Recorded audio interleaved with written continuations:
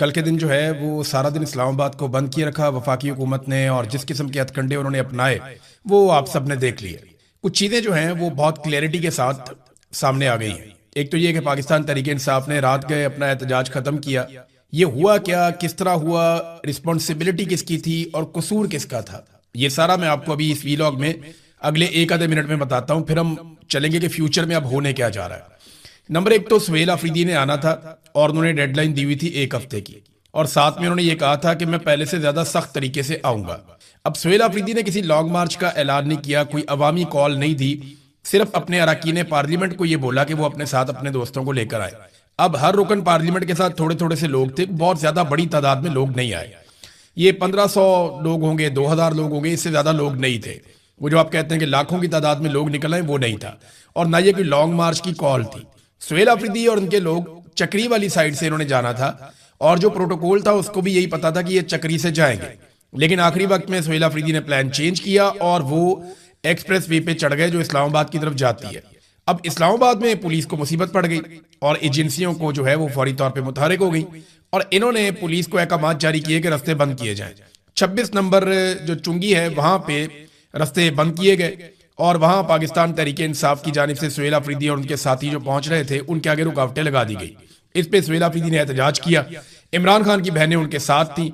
फिर सारा दिन लड़ाई झगड़ा चलता रहा। हजारों लोगों की गाड़ियां रुक गई, जो इस्लामाबाद से निकल रहे थे उनकी भी, और जो इस्लामाबाद में दाखिल हो रहे थे उनकी भी। फिर काफी देर के बाद जो है वो एक तरफ का आधा रास्ता खोला गया, फिर थोड़ा सा और रास्ता खोला गया, फिर बाद में पूरा रास्ता खोला गया। लेकिन इस बीच में बहुत सारे कारकुनों को गिरफ्तार किया गया और बड़ी बदमजगी बार बार होती रही, धक्कम पेल भी होती रही। पता चला बीच में अलीमा खानम को गिरफ्तार कर लिया गया, लेकिन बाद में उन्हें छोड़ दिया गया।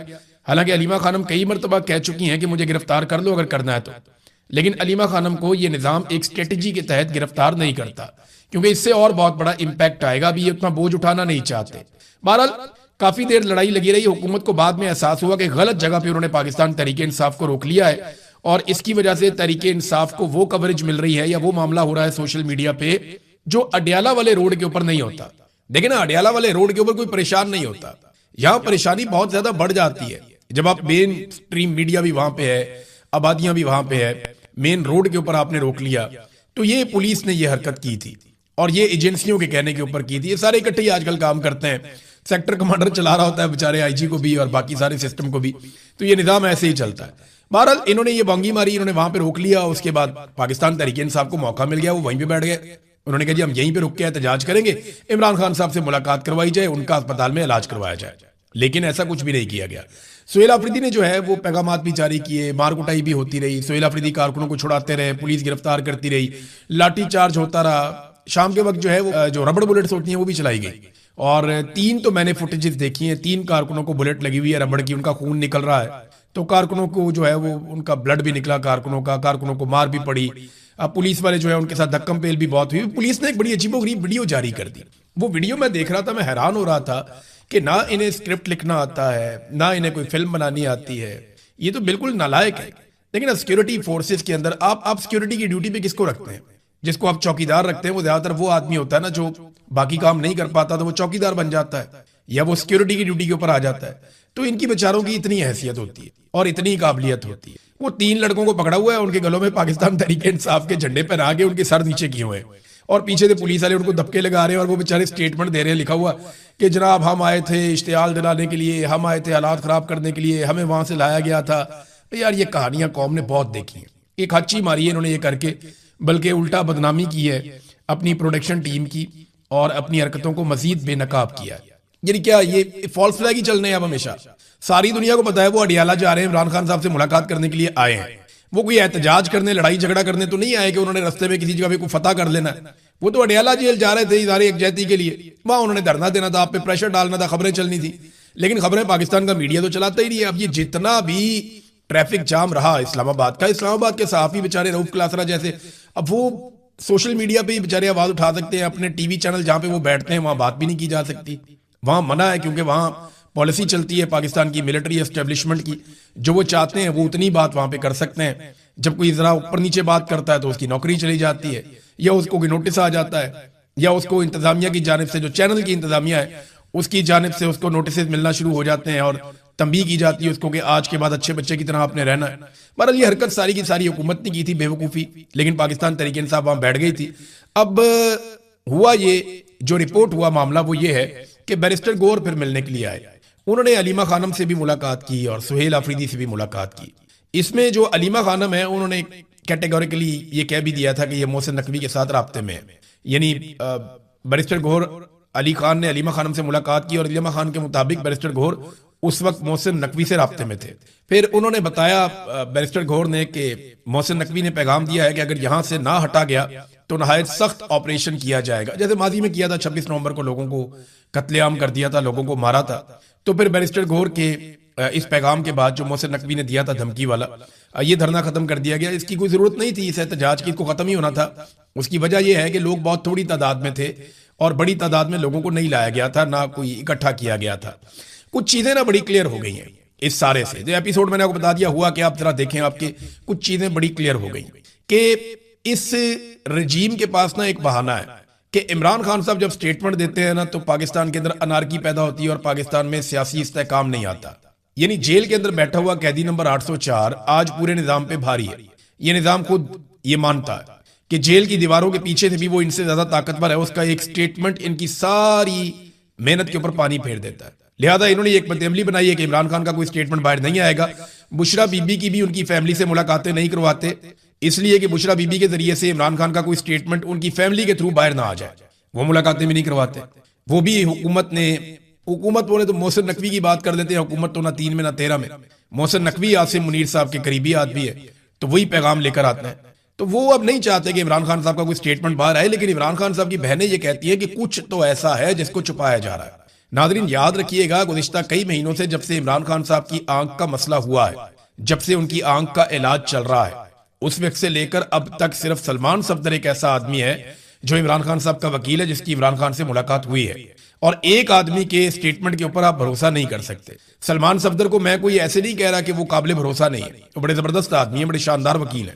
लेकिन मामला यह है कि वो सिस्टम के साथ रहकर काम करते रहे और वो सिस्टम से बाहर जाकर कोई इनकलाबी नौयत की शख्सियत नहीं है। वो तो एक वकील है, वो बेचारा कानून की बात करेंगे, इंसाफ की बात करेंगे, आइन की बात करेंगे।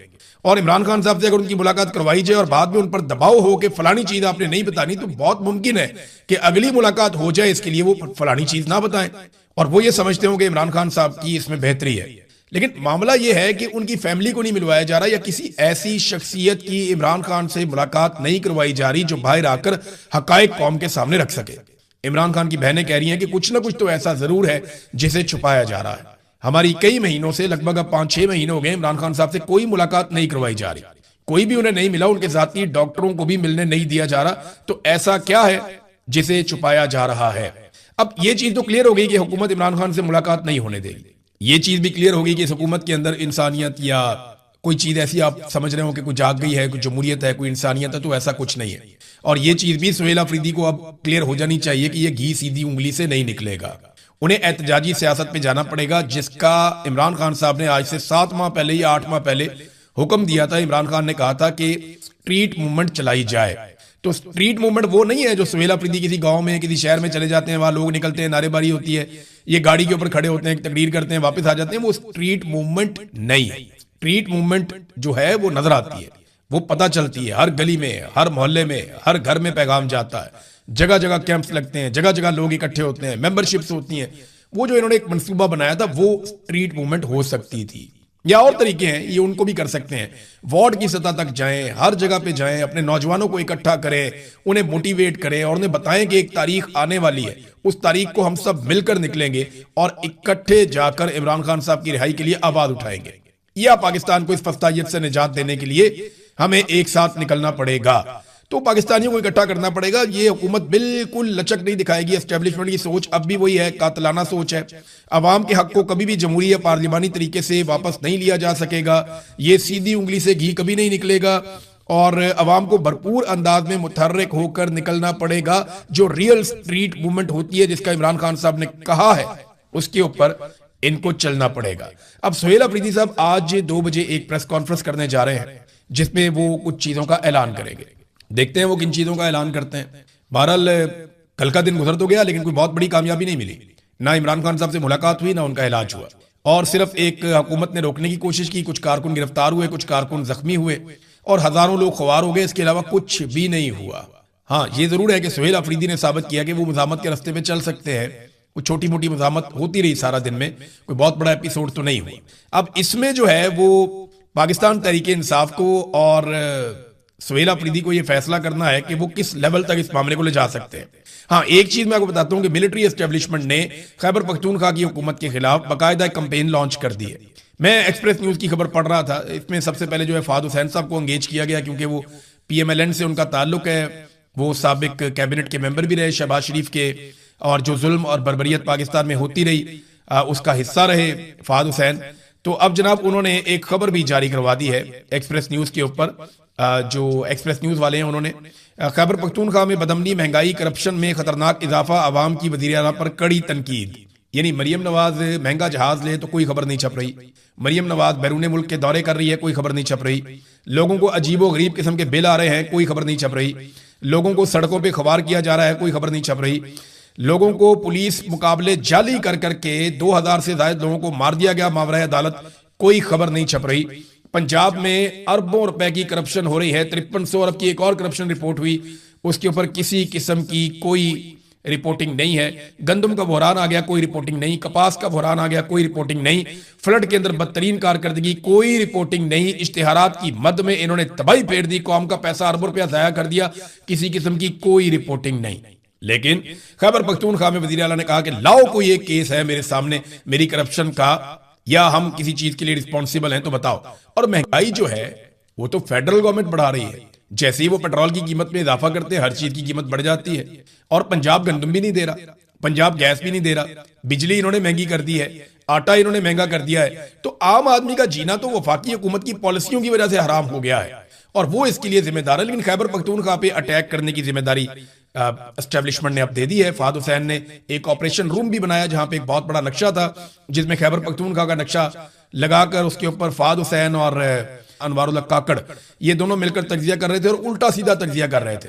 तो इधर का जिला इधर मिला दिया, उधर का उधर मिला दिया, वो जनाब मालाकंड के एरिया को शामिल कर दिया, उधर पेशावर वैली के अंदर अजीबोगरीब किस्म का तज्जिया था। जिन्हें उस एरिया का पता नहीं है, जो उस एरिया और उसके डायनामिक्स के बारे में जानते नहीं है, यानी वहां बहुत सारे मकामी सहाफी हैं जिनके पास बहुत नॉलेज है, जो उसके बारे में जानते हैं, जिन्हें पता है कि कबालियों के प्रॉब्लम्स क्या हैं, अफगानिस्तान के साथ प्रॉब्लम क्या है, ये मसला हल कैसे होगा, जिनके पास बेशुमार नॉलेज है, उनको साइड पे बिठा के एस्टेब्लिशमेंट के 2 बंदे वो बैठ के एक स्टूडियो के अंदर ऑपरेशन रूम बना के नक्शे खोल के वो कौम को जो है वो चूरन दिखा रहे हैं। ये इस किस्म की हरकतें की जाती हैं, अंग्रेजी के अंदर कर रहे हैं, इस किस्म की हरकतें की जाती हैं जब एक नया को मिलिट्री एडवेंचर पाकिस्तान में करना हुआ हो, तो उससे पहले ये होता है। मुझे आज भी याद है कि 2008 में जब इन्होंने ऑपरेशन करने थे स्वात के अंदर, तो एक जाली वीडियो मंजरे आम पे आई थी कि एक लड़की है उसको कोड़ों के साथ मारा जा रहा है। तो जनाब फहद हुसैन साहब ने चलवा के वीडियो चलवा के, हम न्यूज रूम में बैठ के कहते थे यार ये एक एक बुलेटिन में 10-10 दफा क्यों चलती है। फिर उसके ऊपर गाने बनवा दिए, शायरी बनवा दी, म्यूजिक बनवा दिया, और बाद में पता चला वो लड़की वहां की है ही नहीं, जिधर पूरा ऑपरेशन करके तहो बाला करके रख दिया सारा कुछ। ऑपरेशन की बर्बादी के ऊपर लोग आज भी जाके आप कहानियां सुने तो आप कानों को हाथ लगाएं जो वहां पे हुआ था ऑपरेशन के नाम के ऊपर। लोग इसीलिए ऑपरेशन से इतने मुतनफर हो गए मालाकंड के, खासतौर पे स्वात के लोग। तो अब जनाब लोग क्यों कहेंगे कि आप ऑपरेशन करें आके। लेकिन खैबर पख्तूनख्वा में एक मरतबा फिर ऐसा लगता है एक नया ऑपरेशन मुसल्लत करने की कोशिश की जा रही है। अब आ जाए नाज़रीन कुछ इंटरनेशनल खबरें। सबसे पहले डोनाल्ड ट्रंप ने एक स्टेटमेंट देके ये एतराफ किया है कि वो हमला करने वाला था ईरान पर, और ट्रंप ने यह कहा कि मेरा हमला करने में जो डेडलाइन बाकी रह गई थी वो सिर्फ 1 घंटे की थी, कि 1 घंटा रह गया था, हम हमला करने वाले थे ईरान पर, तो हमें राब्ता किया गया अरब ममालिक की जानिब से और खलीजी ममालिक ने हमें रोका। और रोकने की वजह भी अब सामने आ चुकी है कि खलीजी ममालिक ने बताया कि हमें टारगेट करेगा ईरान, क्योंकि देखें डोनाल्ड ट्रंप को कोई ना कोई फेस सेविंग चाहिए होती है। अमेरिका अपने बहुत सारे हथियार चला चुका है और अमेरिका को एक बात की समझ आ गई है कि सिर्फ लड़ाई से ईरान को काबू नहीं किया जा सकता, या आप लड़ाई के जरिए से ही ईरान को घुटने टेकने पर मजबूर नहीं कर सकते। हमने ईरान के बारे में, उसकी तारीख के बारे में और वो इतनी मुजामत कैसे करते हैं और क्यों करते हैं इसके बारे में एक स्पेशल डॉक्यूमेंट्री बनाई है। अभी उसके ऊपर काम हो रहा है, अगले चंद दिनों में वो डॉक्यूमेंट्री में आपके सामने रखूंगा कि एक्चुअली ईरान है क्या, ये ईरानी कौन लोग हैं और ये कैसे इतनी मुजामत करते हैं। बहरहाल ये अब डोनाल्ड ट्रंप को और अमेरिका को ये समझ आ गई है कि ताकत के बलबूते पे सिर्फ आप ईरान को नहीं मनवा सकते, लिहाजा वो कोशिश करेंगे कि बातचीत से मसला हल हो जाए। कभी पाकिस्तान फेस सेविंग देता है, कभी अरब ममालिक देते हैं, और अरब ममालिक ने यह बताया है कि ईरान की जो हिकमत अमली है उसमें खलीजी ममालिक की जो तनसीबात हैं उनको अब रखा गया, वो वहां पे अटैक करेंगे। ये बात रूस ने भी बताई और ये खतरे से आगाह किया था रूस ने तमाम ममालिक को कि जनाब इस मरतबा अगर आप जंग करेंगे तो ईरान जिस तरह का जवाब देगा उससे पूरा खित्ता लपेट में आ जाएगा। अच्छा नाज़रीन, अब एक और मसला भी है। वो मसला ये है कि सऊदी अरब और यूएई के ऊपर ड्रोन हमले हो रहे हैं, लगातार हो रहे हैं। यूएई में आपने देखा कि एक एटमी तनसीब के करीब, जहां पे एटमी पावर प्लांट है, उसके बिल्कुल नजदीक एक जनरेटर में आग इसलिए लग जाती है कि वहां पे ड्रोन मारा जाता है। फिर 6 ड्रोन जो हैं उनको यूएई हवा में तबाह करता है। सऊदी अरब क्लेम करता है कि 3 से 4 ड्रोन उन्होंने भी हवा में रोके हैं और उनको हवा में तबाह किया है। लेकिन अब यूएई ने एक बड़ा खौफनाक स्टेटमेंट दिया है और उन्होंने ये बताया कि ये जो ड्रोन हमारे ऊपर आ रहे हैं ये ड्रोन इराक से आए थे। यूएई ने कहा कि बराका न्यूक्लियर पावर प्लांट को निशाना बनाने वाले ड्रोन इराक से आए थे। अब इराक से ये ड्रोन आ रहे हैं तो फिर ईरान ने तो नहीं मारे ना, और ईरान ने ये दावा भी किया है। ईरान ने बाकायदा ये स्टेटमेंट दिया है कि सऊदी अरब या यूएई के ऊपर जो ड्रोन जा रहे हैं उनका ईरान के साथ कोई ताल्लुक नहीं है। ईरान इस वक्त मुकम्मल तौर पे सीज फायर किए हुए है। ये ड्रोन कौन चला रहा है? ये फॉल्स फ्लैग ऑपरेशन हो रहा है और कोशिश की जा रही है कि खलीजी ममालिक में कोई ऐसा नुकसान हो जाए जिससे ईरान और खलीजी ममालिक के बीच में जंग भड़क उठे। और याद रखिएगा, ऐसा कोई फॉल्स फ्लैग पाकिस्तान के खिलाफ भी किया जा सकता है, या तो पाकिस्तान में या सऊदी अरब में जो पाकिस्तान के मिलिट्री एसेट्स हैं वहां पे कोई फॉल्स फ्लैग करके पाकिस्तान को इस लड़ाई में घसीटने की कोशिश की जा सकती है। क्योंकि पाकिस्तान एक ऐसा मुल्क है जो फौजी नुक्ता नजर से ऐसा ताकतवर है कि वो ईरान के साथ लंबा पंगा ले सकता है। बहरहाल अभी जो सिचुएशन है वो ये है कि इराक से आ रहे हैं ये ड्रोन्स, ये यूएई ने कहा। तो एक बात हमें समझनी पड़ेगी कि आज से कुछ अरसा पहले एक चरवाहे ने ये खबर बाहर निकाली थी और जब उसने रिपोर्ट किया था तो इसकी कंफर्मेशन भी आ गई थी। अब दुनिया भर के अखबारात में ये चीजें छप चुकी हैं कि इराक में इराकी हुकूमत की नॉलेज से बाहर, यानी इराकी हुकूमत को नहीं पता था और वो इसका इल्म नहीं रखते थे। तो इराक में ईरानी बॉर्डर्स के करीब कुछ एरियाज हैं जहां इसराइल ने अपनी 2 फौजी तनसीबात कायम कर रखी थी, यानी 2 फौजी अड्डे बना रखे थे इसराइल ने बड़ी खामोशी के साथ, और अमेरिका उन 2 इसराइली फौजी अड्डों को प्रोटेक्ट कर रहा था। अब ये जो ड्रोन्स हैं ये आ रहे हैं इराक की जानिब से, तो ये शक किया जा सकता है कि इसराइल कोई फॉल्स फ्लैग ऑपरेशन करना चाहता है, क्योंकि वो एक ऐसा मुल्क है जो हर हालत में इस जंग को लंबा करना चाहेगा। क्योंकि नेतन्याहू को ये इलेक्शन में सूट नहीं कर रहा जो कुछ उसके साथ हो रहा है। नेतन्याहू को जेल भी जाना पड़ सकता है, उसके खिलाफ मुकदमात भी चल रहे हैं। तो बहुत बुरी सूरत हाल है इस वक्त नेतन्याहू की, और उसे बचाना मुश्किल होगा डोनाल्ड ट्रंप के लिए या अमेरिका के लिए। लिहाजा उसे जंग बढ़ती हुई चाहिए, जंग का खात्मा नहीं चाहिए। और अगर जंग दोबारा शुरू करनी है या उसको बढ़ाना है तो कोई ना कोई फॉल्स फ्लैग ऐसा करना होगा जो काम आए। अब अमेरिकन को तो वो मार नहीं सकते फॉल्स फ्लैग में, अमेरिकन फौरी तौर पे पता कर लेंगे किसने किया कैसे किया। लेकिन अब यूएई और सऊदी अरब उनको भी इंफॉर्मेशन मिल रही है चाइना से, रशिया से, हत्ता कि ईरान खुद कह रहा है कि ये हमने नहीं मारा, ये फॉल्स फ्लैग ऑपरेशन की तैयारी है। अब डोनाल्ड ट्रंप ने एक और बात की, उन्होंने कहा जी जुम्मा, हफ्ता और एतवार ये दिन है, ईरान के पास ज्यादा टाइम नहीं है, 2-3 दिन के अंदर अंदर वो फैसला करे, वरना फिर मुझे दोबारा से एक और झटका देना पड़ेगा, एक और हमला करना पड़ेगा। बड़ी खबर एक और ये है कि पुतिन डोनाल्ड ट्रंप का दौरा खत्म करने के बाद, क्योंकि डोनाल्ड ट्रंप गए थे चाइना, चाइना का दौरा उन्होंने खत्म किया, वो वापस पहुंच गए अमेरिका में, अब पुतिन पहुंच गए हैं चाइना में। देखिए ये बहुत क्रूशल टाइम है, बड़ा इंपॉर्टेंट टाइम है। इस वक्त ना अमेरिका के साथ कुछ प्रॉब्लम चल रहे हैं, अमेरिका की क्रेडिबिलिटी इफेक्ट हुई है दुनिया में, यानी यूरोपीय ममालिक अमेरिका से कुछ हद तक नाराज हैं। अमेरिका की धमकियां, अमेरिका की हिकमत अमली, उसकी पॉलिसियां, नेटो में जिस तरीके से वो अपने आप को बाहर निकाल रहा है, तो यूरोपीय ममालिक अमेरिका से खुश नहीं है। चाइना के लिए लचक का मुजाहरा किया जा रहा है। खलीजी ममालिक ये सोचने पर मजबूर है कि अमेरिका हमारे तहफ्फुज़ में नाकाम हो गया। इसी तरह जो इंडिया के साथ ताल्लुकात हैं अमेरिका के, डोनाल्ड ट्रंप के पे दर पे स्टेटमेंट्स के बाद वो भी कोई बहुत अच्छे नहीं है। तो चाइना और रशिया के पास ये एक मौका है कि वो दुनिया में जो फ्लेक्सिबिलिटी उनके लिए पैदा हुई है वो इससे फायदा करते हुए कुछ अमन मुआहदे करें और यूरोप के साथ, खलीजी ममालिक के साथ अपने ताल्लुकात को एक नेक्स्ट लेवल पर लेकर जाएं। चाइना का एक बहुत बड़ा फोकस जो है वो लैटिन अमेरिका में भी है। अमेरिका के साथ साथ जो सारे ममालिक हैं दूसरे, उनके साथ भी चाइना के बड़े अच्छे ताल्लुकात हैं, रशिया के भी ताल्लुकात हैं।